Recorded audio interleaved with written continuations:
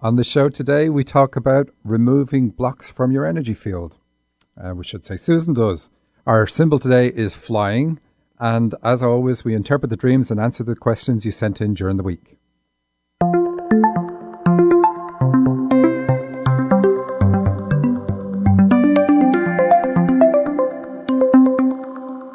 Welcome to So You Think You're Awake, the show about dreams, guidance and healing. I'm Michael Sheridan, and with me in studio is Heidi Brooke. Hello. Our resident medium? What's a medium? And Susan Pullen. Hi. Our healer and life coach. Thanks to everyone who sent dreams to radio show at dream-analysis.com. I say that every week, but I really do mean it. They're the lifeblood of the show. And the more we get, the more interesting dreams we have to choose from. So thanks very much again. Radio show at dream-analysis.com if you want to send your dreams in. You can always jump the queue and call us on 425-373-5527. And we hope we get lots of callers today. And we will analyse your dream, connect with your guides for advice, or you can call with questions for Susan about healing and changing old patterns in your life. Susan, you have a couple of courses coming up. I do. I have one about inviting joy into your life. Coming up June 25th and 26th. And then And is Joy nice? Is she a nice woman? Yeah. Haven't you seen Inside Out? Yes, I have. Yeah, joy, passion, play, fun. It's going to be a good time. Great. And then June 17th, the week from tomorrow, I've got a class on small steps to managing stress. It's sponsored by Cancer Lifeline, and it's offered at Evergreen Hospital from 2 to 4 p.m. So you can find it on my website, true-radiance.com, or on cancerlifeline.org. And that's something we never talk about, but it's something you worked at for many years, isn't it? Yeah, more than 10 years. I don't know how many years, a long time, though. All right. Yeah. More than you can count. Yep. Okay, so we were prompted this week to talk about removing blocks from your energy field by a dream sent in by a friend of ours. Yes. And we call lots of people friends because we got to know them through the show. But yeah, it's great. I love it. We've met wonderful people this way. So do you want to start with that?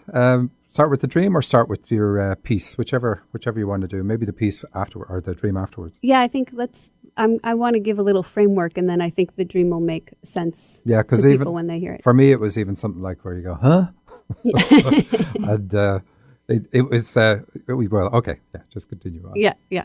So let's see. So talking about blocks in your energy field. So you probably are already familiar with the idea that you have an energy field. And you've probably done, the little experiment where you rub your hands together. I thought you were going to say lick a battery. Come on, we've all done that.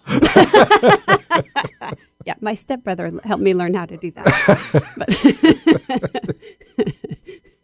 no, where you rub your hands together and then you put them about, maybe a foot apart, and you try bringing them together slowly until you can kind of I'm actually attempting this. Yes, until you can kind of feel the like a bubble between your hands. You have to just slowly move them back and forth, closer and then further apart when you find it. Yeah. So, and I have another experiment you can try right now, unless you're driving the car, and then please don't do it. Close your eyes. Yeah. No. So if you're sitting down, try lift one leg and get a sense of how heavy it is. And then try lifting the other leg and see if you notice that one is heavier than the other. I'm not going to do it because there's a trick. No, it's not a trick. It's not a trick. Okay. So when you'll probably find that one leg is heavier than the other. And so when it's not because that leg is fatter or anything like that. It's probably because energy isn't flowing through that leg as much as it is through the lighter leg. Mm-hmm. So you can try this. You can follow this experiment by just taking your hands, wrapping them around your upper thigh, and sliding them down your leg with the intention of pulling off any stagnant energy. So you slide your hands down your leg, down your feet, and off your toes. And now imagine you've got that stuck energy in your hands, so you need to put it someplace, in a good place, like into a candle or out the window of the radio. No. Or Susan's pocket when she's not looking. So, and, do this like 10 times down your leg, and then try lifting your legs again, and you'll find that that leg is lighter. Oh, okay. I've done this and it works. And so now you know you can feel the difference in your energy. And do the other leg just for balance. So let's see. So this is just one way of moving energy, and the technique is called thought stripping, but don't try to Google that. So when you pull your hands down your leg, you're helping the energy move down your leg and out of your field. So that's one way of moving energy that's stuck. And energy naturally in our body has a movement or a flow to it. And when it's not moving, it can feel heavier, like your leg. Another way that you might notice that energy isn't moving in a particular area is if it's harder to like bring your awareness into that part of your body. Some women like have a hard time bringing their awareness into their belly, or it could even be like your arm or a leg or something like that, or that part of your body might feel kind of numb. Or you can experience stuck energy as like not being able to accept something, or having a hard time letting something go. Or on an emotional level, stuck energy can show up as like having a hard time connecting with your emotions, like even having a good sense of what you're feeling, or an emotion that doesn't shift with time, like, the way our emotions usually kind of move up and down.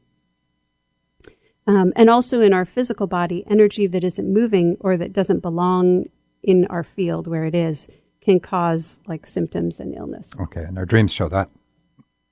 And how have you seen that in dreams? Well, when they show focus in a particular area, you know that your thoughts are usually going to be negative. In fact, we have a dream, if we get to it later on, where somebody has rotting teeth, and that shows negative thoughts about reproduction. And energy goes where it's directed. So you called it thought stripping? Thought stripping. So there you go. Yeah. It links. Yeah, because our thoughts and our emotions usually ground out through the body. They usually move through the body. But sometimes they get stuck in the body. Yeah. Yeah. So energy can get stuck when we have like a thought or an emotion that doesn't move the way it should. We can also take on energy from like someone else's, like, the phrase, someone stared daggers at you. Yep. Or like, if someone's really angry at you, or even really jealous or envious. Like you can kind of feel that sometimes. It doesn't happen very often, but once in a while. No, you don't know me. I had an experience. This was some years ago. I was actually talking to a client, and I said something that she just really misunderstood, and it made her really angry. And it just like a moment or two later, it felt like there were a bunch of little pins or darts that landed all over my upper body. And so that's like my boyfriend talks about getting slimed sometimes. So we can end up with stuff going on in our energy field that we pick up from other people too. Do you ever call into a couple's house and you have the expression, you could cut the air with a knife? Do you have that over here? Yes. The tension. Yeah. So even though you've witnessed nothing, you know that they've just had a big bust up. Yeah. Just by the energy field. Yeah. Yeah, we are tuned in. We're just not conscious of it, I suppose. Yep, I think that's really true. Yeah. Or like, even just someone looking at you, if you have your eyes closed and someone stares at you or something like that, like we can feel it oftentimes. Yeah, like women often undress me with their eyes. and I can tell because I've seen that look of disappointment before. That's a joke. As you work, I'm learning. Yeah, I'm learning. Okay, sure. All right. So let's see. So the thought stripping technique is one way of moving energy through the body when it's stuck. There are lots of other ways. And so in shamanism, which we talked about a couple weeks ago, it's like a thousands of year old set of practices for guidance and healing. And so in shamanic terminology, we would say that energy that's stuck in the body that doesn't belong there is called an intrusion. and the process of removing it is called extraction. So this is something that you can do for yourself, obviously, with something like the thought stripping. And this is exactly what we see in the dream that we have after this. Yes. Or you can, you can get help from a practitioner like me and their allies. Or there are instances where guides or angels or allies will step in to assist at your request, and usually with your permission. So you can always ask the divine and your angels and your other spirit helpers for assistance with this. And it's good to specify in your request that this extraction or clearing happen in divine timing, in the perfect way, and in accordance with divine will, if it serves your highest good. And it's important because sometimes there's something that we're learning, or on some level we have a benefit from having it in our field for a certain amount of time. So it's good to not. And plus, if you just have everything removed all at once, sometimes it makes you kind of nauseated. Yeah, not every illness is bad, they say. No, it's true. It's absolutely true. So, but it can be uncomfortable. Mm-hmm. Yeah. Yeah. So, and when your energy is flowing freely again, then usually you feel much lighter and more energized and just kind of like more yourself. And happier. Yeah, and happier. So I was wondering, as you were reading that, in a way, is massage therapy kind of achieving that? It just made me think, because I've had experiences where I've had massages and I do feel lighter afterwards. Yeah. Of course, it's not, I wouldn't say it's the go-to for this, but I wonder if it has similar effects. I'm sure it could happen in that context, especially if the massage therapist had a level of awareness. Yeah. And I find that a lot of massage therapists, if they're really into it, they know about energy. Yeah. And I actually personally know a few people that are aware of energy and became therapists because of their ability to manipulate energy. Yeah. So it just made me think of that. Of course, I think that being aware of what you're doing and seeking a practice to achieve this is far better. The outcome is far better, but it's just interesting. Yeah. All right, so you're going to read the dream? Yes. And it needs no interpretation now after your explanation. Yeah, I think it'll make sense as I read it. It's called Healing Ceremony. I'm in the studio of my shamanic teacher. She's there with a client, and she motions to me with her hand to come closer. As I walk towards them, a chair appears, and I sit down in the chair to her left. Chant for her, my teacher says. I hover my hands over the head of the client and begin to chant in Sanskrit, Aham Prema, which means I am divine love. I stand and continue chanting, and my hands hover over the client's face, throat, chest, abdomen, hips, legs, and feet. My teacher follows behind me and quietly rattles as I rattle and chant over the client as well. We sit back down in our chairs, and I see 3 angels standing next to the client. The angels reach into the client and pull stones out of her body. Archangel Michael appears, and the angels hand the stones to Archangel Michael, and he flies away with the stones. Excellent. Okay, so I had picked that dream because I said I wanted to discuss in the dream where she can see these spirits putting their hands into the client's body. And that's something I can see. When somebody does healing, you see this huge spirit. I usually only see one, mind you, not 3, but anyway. And always when they come along, when you see somebody, for instance, in the dream class, if somebody has a healing ability and they've never used it before, I explain quickly how to do it and then get them to try work on somebody. And you can see this spirit coming along, and they move halfway into the therapist's energy field, and then they move into the client's field. So it literally happens like it shows in the dream. So somebody who's doing spiritual healing, it's actually a spirit is doing the work, which is why it's called spiritual healing. Yes. And, although the human agent is a vital cog in the whole thing, like it can't happen without them. And they have to have a level of awareness and everything. But if you can feel energy, and you can feel energy, so you can feel them move into your aura, you can feel them doing the work, and then you can feel when it's all finished and they've stopped doing the work. Yes. So it's all quite interesting. It is. It's great. I love it. Anyway, so we're going to do lots of dreams. Our number again, 425-373-5527, if you want to give us a call with a dream or any other type of question for the show. So here we go. This one's called Customs. And the dreamer says, I'm in an immigration office with my brother and my mother. We're being interviewed because we want to stay in the US. My brother is answering questions from the officials. I'm listening from a relative distance and observing. This is odd for me because usually my family will defer and let me handle everything, especially because I speak better English than any of them. And indeed, he's an English teacher. I hear them ask him how much money we have, and he starts counting cash in front of them. He has about $1.6 million. I should have said that in an Austin Powers voice. I don't seem surprised by this, but I don't hear the decision before I wake up.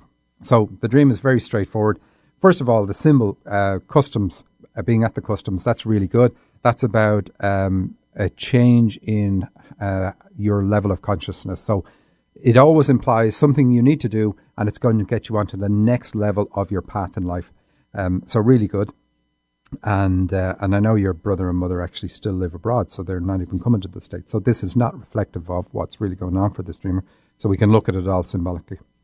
So it's very clear. The dream is saying you need to defer. You need to be less controlling, just like you are in the dream where you stand back and observe. So, of course, the connection here is that in the family you'd be very close, and this is something where you would have taken control of in the family situation. So that's why we can say, even though you use the word defer. So you need to be less controlling, and that's your path to Dharma, which is what the 1.6 million is about. So it's showing great rewards for you by stepping back. And why do people control? There's a good question. Because to not control, to step back and let other people take charge could be very liberating in a way if you could do it. Well, everything is already taken care of in a spiritual sense. You've already planned your life. Of course, action needs to be taken, but control is the opposite of action. Control is when you're trying to stop the progression of something and sway it in a different direction.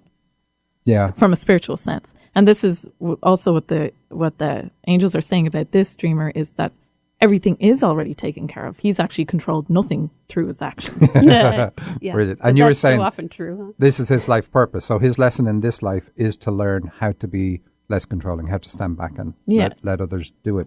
And if it's of any comfort to him, he was part of his life design. So he's very aware of what he was meant to do. And he is aware on a conscious level that he's not to be control, sorry, but this is their word, control freak. Right. Okay. And to step back and allow things to flow, because that's how it flows through with his body also. That must be great. I'm going to call you a name now, but it's not me. So realize it's not me. Terrible name. They just called you terrible name. They used the term. They didn't call. They said, "Don't be a control freak." I know. But you've got to get out of jail free card there. It's very good. Can I borrow it? Oh, that wouldn't be my nature anyway. So I love the pun in this dream with relative distance. Yeah. It is good. And really nice guy. So his controlling nature is because he wants to help, So anyway, here's another dream. I had a dream that my husband and I both received. It's called refund checks, and we both received refund checks from the government. His was for more than 7,000, and mine was for over 5,000. I remember seeing the checks. They were like the big cardboard ones you see on game shows. I remember yelling to my husband, "Come quick, you've got to see this." The checks were a light yellow kind of manila colour with black lettering. Now, do you see this? These people got 7,000 and 5,000. Now, I'd be really happy with that, getting that from the government, because the government symbolise guides, just like the customs officials do in the previous dream. But the other person got 1.6 million. So who do they know? Just kidding. Anyway, okay, so this, Heidi, you wanted to talk about this. But basically it's saying the 7 is about the dreamer's spiritual path, and the 5 is about karma. And so, yeah, what I got on this dream was that the dreamer is, okay, so she spent a lot of her life being very, very male, almost to the point of neglecting her female side, but mostly it's just the imbalance that the angels are talking about. What she is to do is to mimic the positive qualities of the male energy in her husband. So I think it was surprising that this dreamer was having a dream telling her to nurture her male side when she is very male. But of course, the message of nurture it means, to perfect it. You want to be the best. You want to have the male energy that serves you. And so in a sense, this dreamer says, well, I don't need to have that male energy because I have found that in my partner. And a lot of us do that. They they say our partners complete us, so I don't have to work on that aspect of myself. And this is what this dreamer is doing. But the dream is asking her to mimic the positive qualities in her husband, and it's not enough for her to just say, oh, he has it for me. She needs to use him as a role model.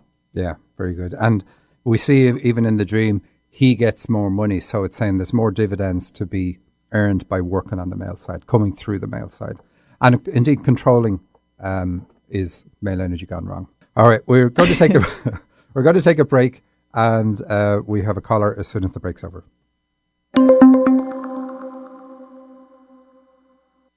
Do you want to be happier? You've probably already heard that happiness is an inside job. You know that it doesn't come from outer circumstances. It's a gift we give ourselves. But you're not sure how?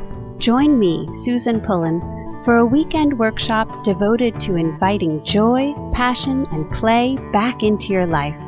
June 25th and 26th in Edmonds, Washington. You'll learn proven tools for greater happiness, as well as healing heartache and letting go of dead weight in your life. You'll leave the weekend feeling lighter, more present, and more joyful. Go to true-radiance.com today to register for Inviting Joy Back into Your Life. Hello, this is Heidi. How can I help you? You tell me. You're the psychic. That's not how it works. I am a medium. I connect to your spirit guides and loved ones and pass on their messages to you. So why did I call? Use the force, Heidi. Look, I can get answers to any questions you ask. That's not a problem. They can be about anything: relationships, career, children, finances, anything. Anything? Okay. What's my favorite color? Dave, your mom says you're being childish. For readings with Heidi, go to angelsontheline.com. Find our app in the Apple App Store or Google Play Store and take us with you wherever you go. Alternative Talk AM 1150. Welcome back to So You Think You're Awake with Michael Sheridan, Heidi Brooke and Susan Pullen. Our show is about dreams, guidance and healing. Our phone number is 425-373-5527, and we immediately go to the line. We have Anne. Hi, Anne. Hello. Hi, Anne. How are you? I'm very well, thank you. So you have a dream, it says here. Yes, I do. I'm trying to turn my radio down. I did have it. I have these dreams pretty frequently, actually, but this one was very alarming. It just happened this morning. I was sleeping on my stomach, and it felt as though I was waking up, or in my dream it felt like I was waking up, but something or someone actually laid right across me, and I felt like I couldn't move, and I was too afraid to look. I was just stricken with fear, and then I actually woke up. Okay. And I was still very frightened, but I managed to turn to see, obviously, that there was no one there. All right, yeah. I used to have that experience for years, and I didn't know... I'm sorry, say again? I had that experience myself for years, and I didn't know what it was about either, until another experience happened where I was able to see spirits, and then I could see the spirit that was doing that. And then I had to learn how to deal with that. But basically it means you're a channel. These things happen when you're a channel. Channels have an open connection to the spirit world, and you need to learn how to use and control that connection in order to stop this from happening. And it's as simple as that. But you do have the ability. Heidi, do you want to add something on this? Oh, just in case there's any confusion, that wasn't a dream, and it was like Michael said, it's an experience that you had. Some people call it, is that correct, sleep paralysis? It can feel like it, yeah. Yeah. Because sometimes you feel like you can't move and you need to move for it to stop happening. Have you ever had that experience, Anne? Yeah, I have felt very paralyzed, but it feels just really fearful. Yeah, so it's interesting. So I learned a technique early on. When I could see the spirit, I learned a technique. And it doesn't matter if you're religious or not. What you can do, if you know where your chakra points are, you can imagine a crucifix at each point where each chakra is, and that it's protecting you. And that actually works. So I didn't think it would work for me, because at the time when this happened to me, I wasn't religious at all. And but when you're raised in a Christian country, it still has an association for you, and that's enough. So it's something you can do. But what I would encourage you to do is learn about channeling, read books about channeling, or do a channeling course, because that will give you the tools, and this will never happen again. Because it shows you how to feel your own energy, like Susan was talking about earlier, how to feel your own energy and how to tell when somebody's trying to connect with you. But your guides send these ones into you to try wake you up. So it's like, there's more to life. There's something going on here. If you even put your toe in the water, you'll learn about it and empower yourself. So it's actually a positive thing, even though it seems scary at the time.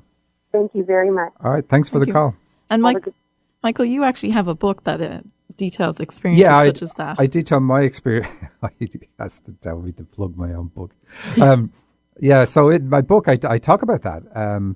It's called My Journey to Awakening. You can get it on Amazon and so on. But so a lot of it is the lead up to that happening to me, and then what I did, what I discovered after that. And I wrote it with a bit of humor, everybody says. Yes, you did. There's me on the page. Yeah. But so if that would be a good one. That would explain it in a humorous way, because I share as I learned, because I was a bit of a Dumbo and didn't believe in anything. So it really they had to write it on a 2x4 and hit me over the head. That's what it felt like. And that's called My Journey to Awakening, and you can get that on Amazon. Yeah. You can actually also order it in any bookshop, but. Oh, of course. Yeah. So, okay, we have another dream called Under the Sea. And she says, I'm standing on the beach next to the ocean. I'm wearing a bikini with pink flowers and green leaves on it. I kneel down in the sand and make a sandcastle. When it's done, I place a red flag on one of the turrets of the castle. I love the detail in the castle. I then walk into the water. I keep walking and go deeper and deeper into the water. I don't need to come up for air because I can breathe underwater. There are all kinds of fish and coral and anemones under the water. I sit in the lotus position and hover in the water. I begin to meditate. Although my eyes are closed during the meditation, I see rays of gold light streaming into the water. And there's lots of fantastic symbols in this dream. So the beach has to do with your spiritual approach, because the ocean represents spirituality and life in dreams.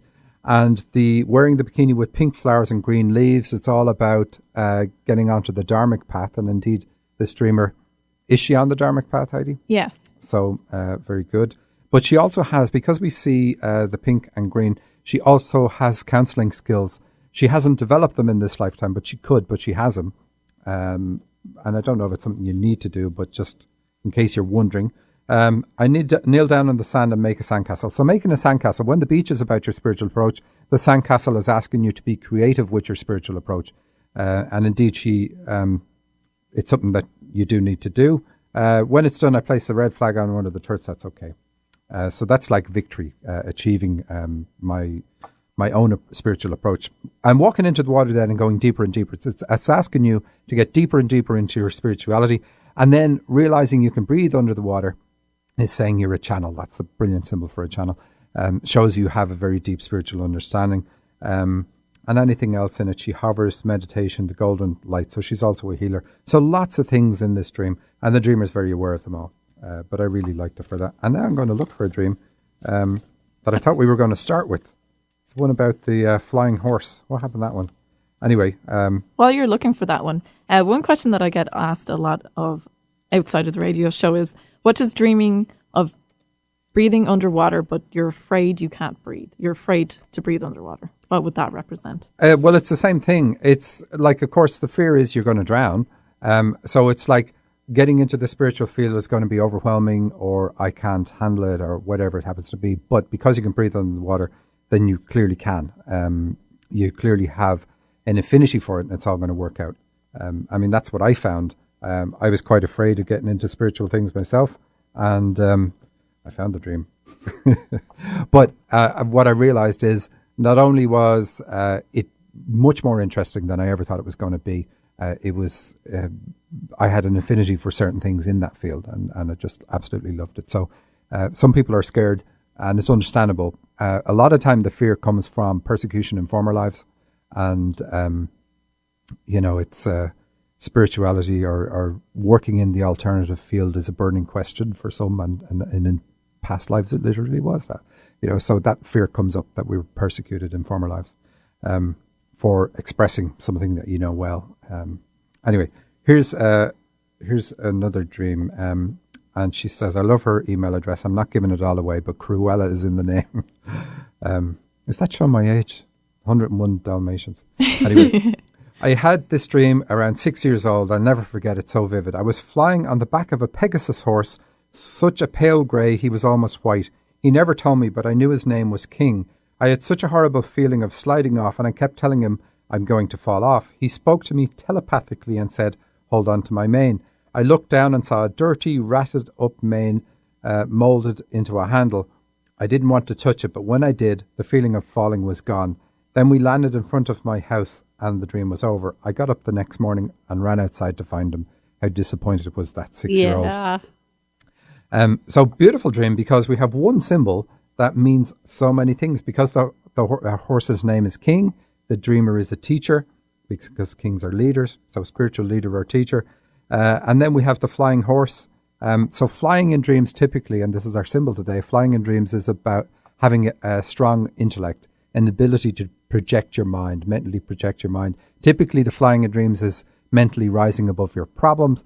But here when we see flying with a guide, because the horse is a guide, because the horse is an authority, then it means an ability to channel or an ability to raise your vibration and reach the level of your guides and communicate with your guides. So the dreamer is a teacher, a channel. Because of the pale grey or almost white, as she calls it, she's also prophetic. And then lastly, because of the power of the horse, she's a healer. Not lastly, she is a healer. So she has all these gifts. What I wanted to say, her channeling works through telepathy. She gets thoughts impressed onto her mind, just like how the horse communicates, or the guide in the dream communicates. So guides don't have to be human, by the way, in a dream. So all these abilities, teacher, prophetic, channel and healer, but she doesn't really want to get her hands on it. She doesn't want to... get her hands dirty. Yeah.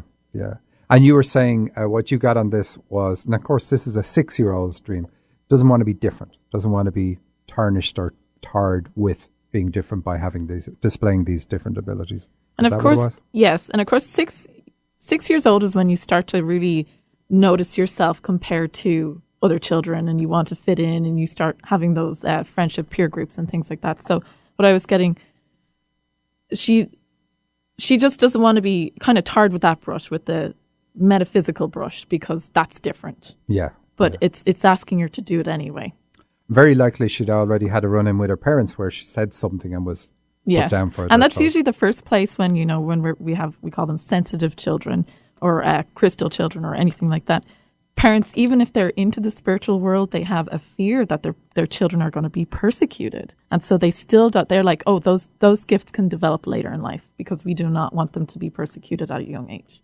Oh, and this is something that even spiritually advanced souls on earth seem to experience. And that's a shame, because if you don't let go of the ability, then you keep it much stronger. Yes, exactly. Rather than having to claim it back later on in life. So let's have a look at another dream. It's called the Olympics with a Powwow. I'm at the Olympic Games and sitting at the centre of the track. There is a Native American powwow going on in the centre of the track. There is a drum circle with singers and a circle of dancers.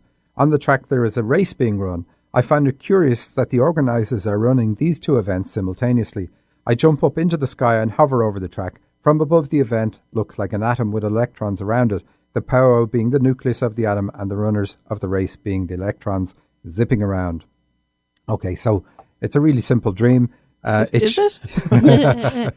It shows between the dharmic path and karmic path.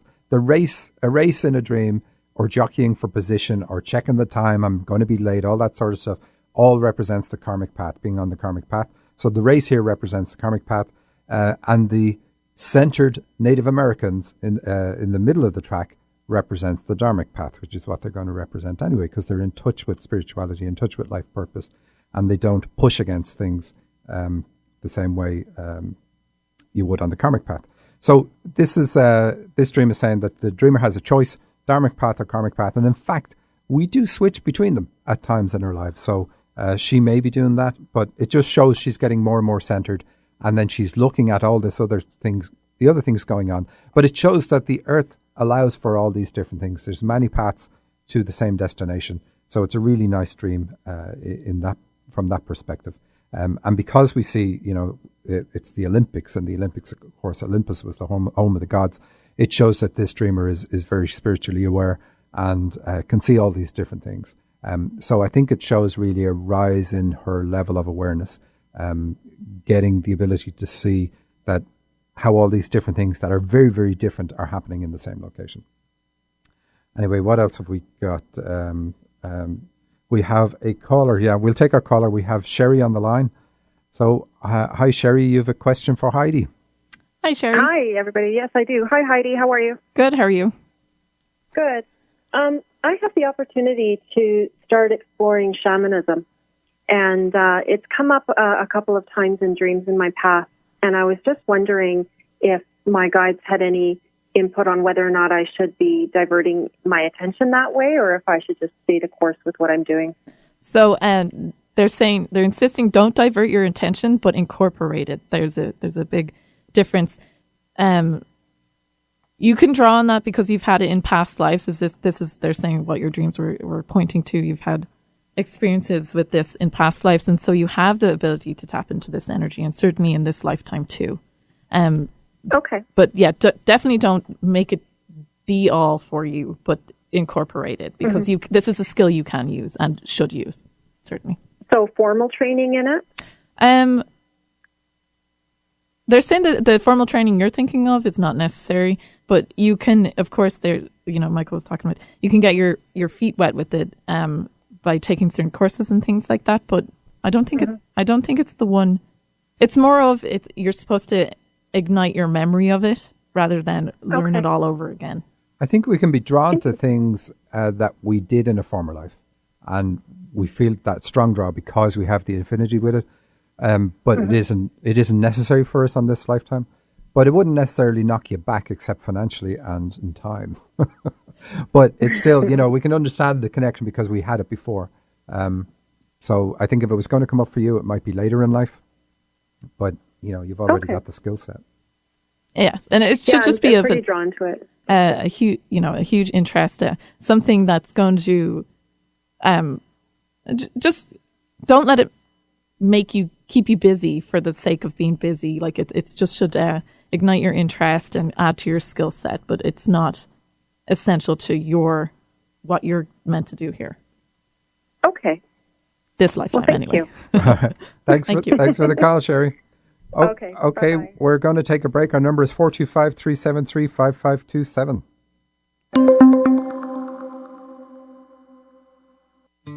How clear is your vision for your life? Are you living on purpose, bringing your dreams to reality? I can help you to hear the quiet voice of your heart, guiding you in the right direction. I'm Susan Pullen with True Radiance Healing Arts. Let's talk about how you can create the life you want and be the person you were born to be. Contact me today at true-radiance.com.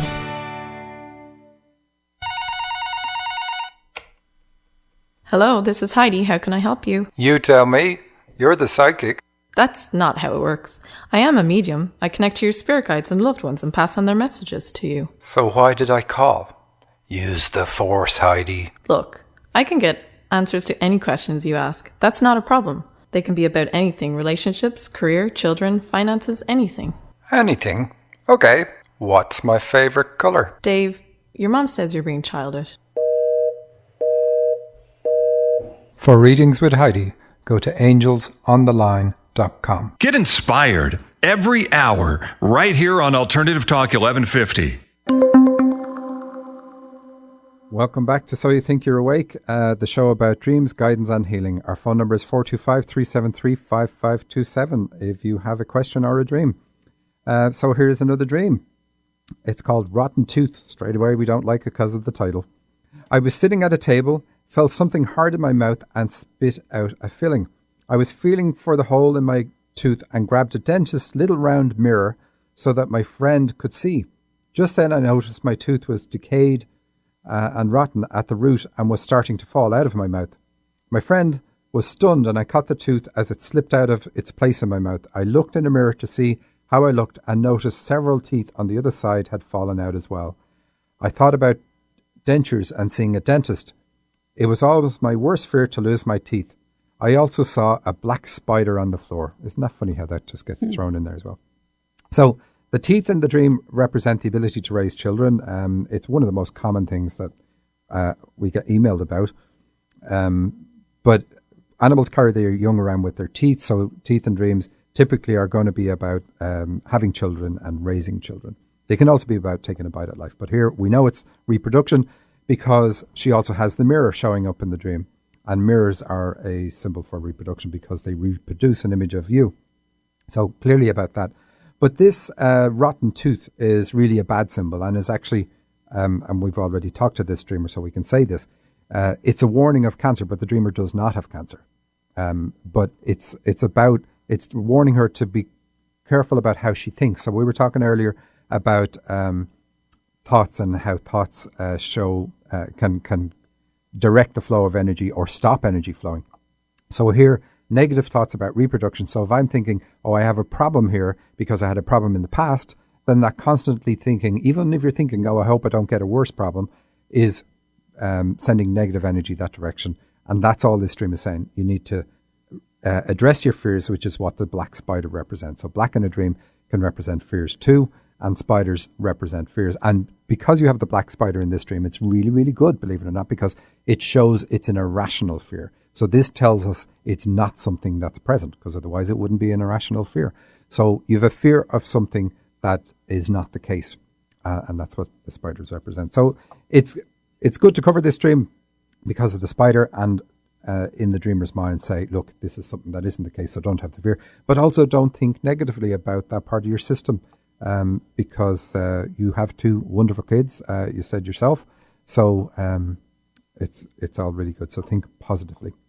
So next, did you have anything to add on that one? I've integrated what you told me earlier. Yeah, I was just going to say that it's completely irrational. Just because she had a problem in the past doesn't mean that she should continue to have problems. In fact, she can completely heal that part of her if it's not already healed. Right. Okay. So this dream is called Dating Prince. I was in a swimming pool and I heard in my head Prince, the singer, say he wanted to date me. I kept saying to him, I'm sure you'll want to date someone else. And she has in brackets, he dated gorgeous women. And he kept saying, no, I want you. He kept kissing me and I felt very special. And she says, Prince keeps showing up in my dreams since he crossed over. So the dreamer's a channel.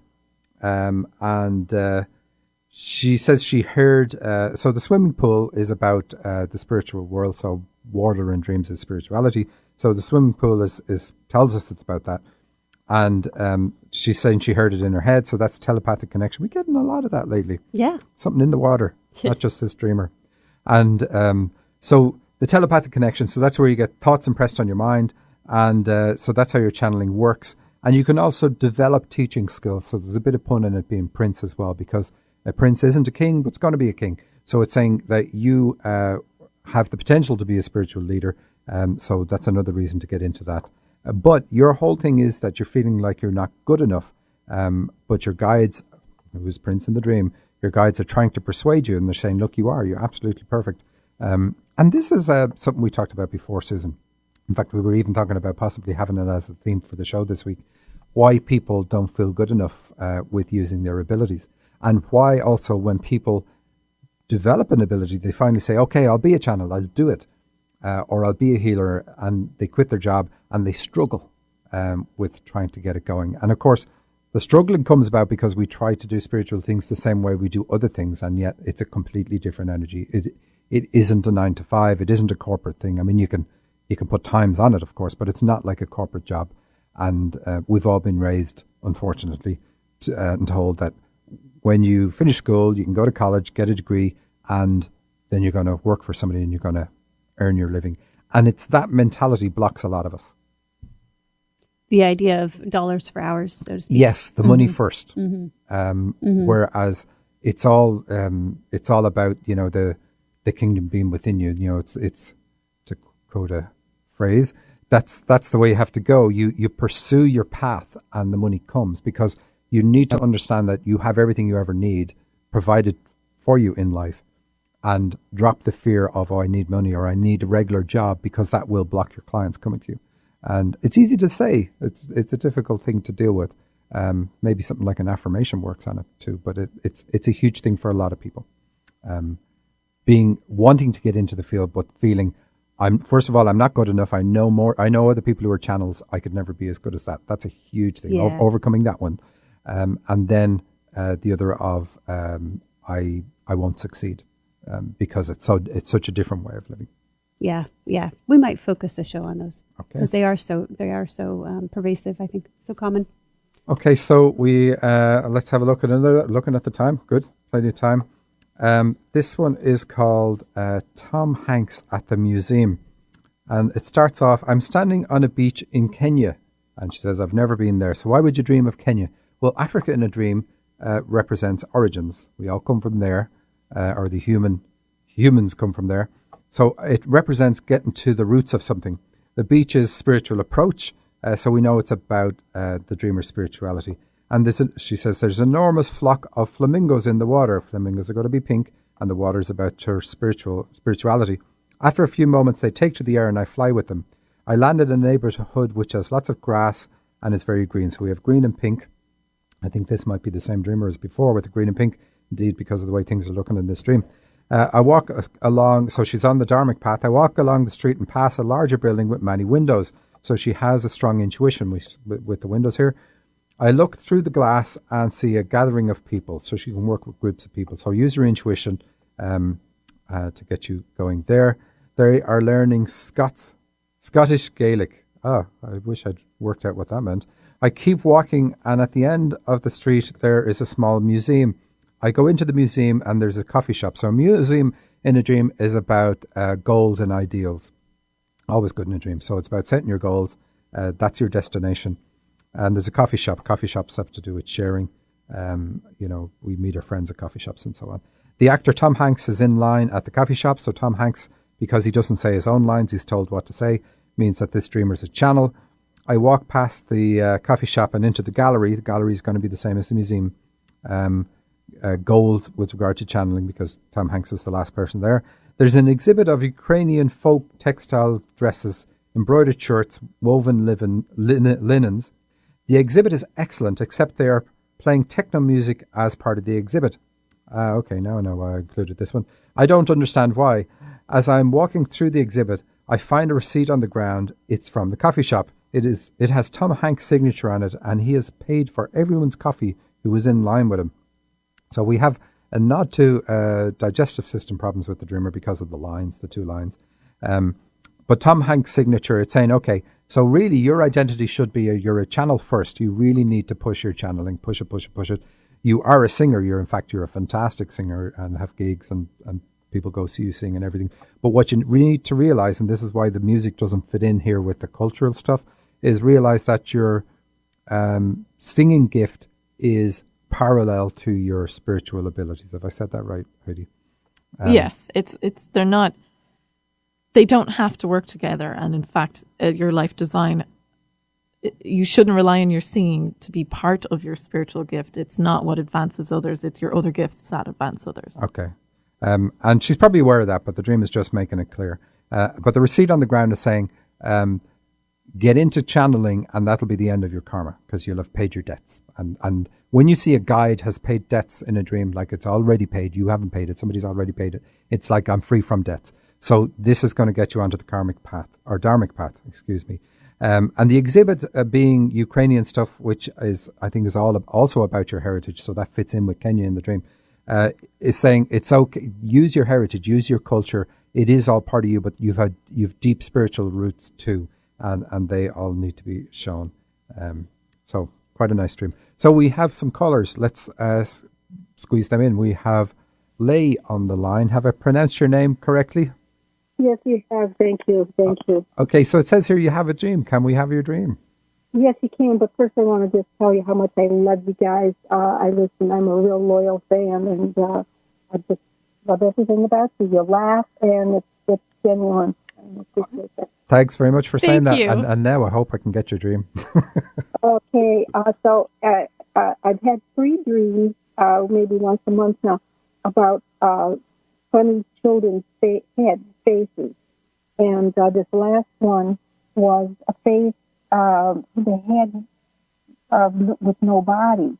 And it had kind of like a post in the neck. They have a what in the neck? A post in the neck, maybe like a metal screw or something. But my sister was feeding the baby's head, and their babies' heads. The baby's head, and the baby seemed to be really okay. Didn't say anything; was just kind of eating from the spoon. But he said that the baby was born deformed. There wasn't any, something wrong in the body, so they just took it off, and it was just really okay. It could really live without its body. Okay, this is really a common theme in dreams. And what it says is, when you were born, go back to your childhood, events happened that caused you to feel detached from your body. But that's the result. Being detached is the result, but it's like a lot of pain, a lot of emotional trauma, not feeling loved. That would really be the core of it. So you didn't get the bond that you needed in childhood, and this has caused you to be rational, move your center of consciousness up into your head. Basically, is the result of it. So that if you step away from your heart, the whole idea is I can protect myself by keeping other people away, keeping other people distant. But the problem with that is, of course, yes, it does. The theory is you won't feel any more pain if you don't let other people get close enough. And doing that as a child, I mean, I did that as a child. I had issues in my childhood, and I dealt with those, and it allowed me get into a lot of spiritual things that I wouldn't have been able to get into if I didn't deal with them. But the dream is showing you, because of the way the babies are shown, it's shown this is a way forward for you. So having a baby or a baby being born, it's two things. It's shown it's a responsibility to deal with this, and also it's a way of developing yourself. So look back with your sister at the start of your lives. It's great when you have siblings because you can ask what was going on. Or you can even see, if you're the old one, you can see how your sister was treated, and you'll know how your parents were. So it's not a condemnation of parents or anything like that, because parents are just playing part of the choreography here, and they allow us to develop traits that we need to develop, because we're going to go through life with those traits, and then dealing with the limiting side of our traits, because not everything is limiting, but dealing with the limiting side of our traits is how we grow and develop ourselves. So obviously, if you were to see a child who is just ahead and they've removed the body, then you go, okay, there's something wrong there. They shouldn't have done that. So this is all about you saying to heal that start to your life. And Heidi, anything you want to add to that? They're saying the difficulties were heightened when you were around 2 months old. So if you can remember or know any event that happened at 2 months, like a move or somebody passed away or anything like that. No, I can't. I can remember maybe the earliest would be 2 years old. And are you the oldest in your family, or do you? I'm the second, and my older sibling was the sister, and she didn't like me at all. I mean, I must have been a real threat to her. Okay, well, that's part of it then. So, it's funny because we look at kids and we think they're not tuned into what's going on around them, and they are so tuned in. We are so tuned in when we're children, and we want to suppress the pain we felt, and that's the whole intention of doing what we do. So we try to suppress the pain we felt without realizing we're also going to suppress joy in our lives. So, and it's not that we won't feel these things, but we're only going to feel a fraction of what they are. And so the dream is saying that you're obviously in a space now where you can look at this, otherwise you wouldn't have the dream. Well, can I finish the dream, because sure. it ended up so strange. Like I don't have frightening dreams, but it ended up my high school girlfriend. I was telling her about this, and she was just not impressed at all. And then some ugly beard guy started tearing at my friend's dress. And I did my typical thing, which I do in real life, is trying to protect her. And so I took her by the arm, and I said, oh, no, this is the wrong arm. I need to be on your left arm. And so I took her, and she fell into the snow, and then I got her on a bus, and I realized she didn't know where she was going. So I have to tell the driver of the bus. I get on the running board and trying to tell him where to drop her off, because she seems like she's started or something. And the bus says, and this takes off, and I'm standing on the running board until it gets to the end of the stop, and then the police are there, and I get arrested and they're going to put my, and they got guns and everything. All right. And they're going to put my picture on the front page that I'm arrested for some horrible crime of being on the running board of a bus. Okay, look, we've got to wrap up. I've been told, so really fast, the snow is also about whitewashing things and giving a veneer that everything's great. And the, what else have we got? Protecting the female is you protecting your female side. The guy trying to get at her breast is like, again, it's all about the heart side, so keeping people away from your heart. So all the other symbols match up. And unfortunately, we can't get into them. And we've another caller, and Jamie, sorry, we're not going to be able to take your call. But this is one of the most common themes we see in dreams. But we've got to leave it there. And we want to thank Eric, our engineer and producer. Thanks to Susan and Heidi. And we will see you next week. Thanks.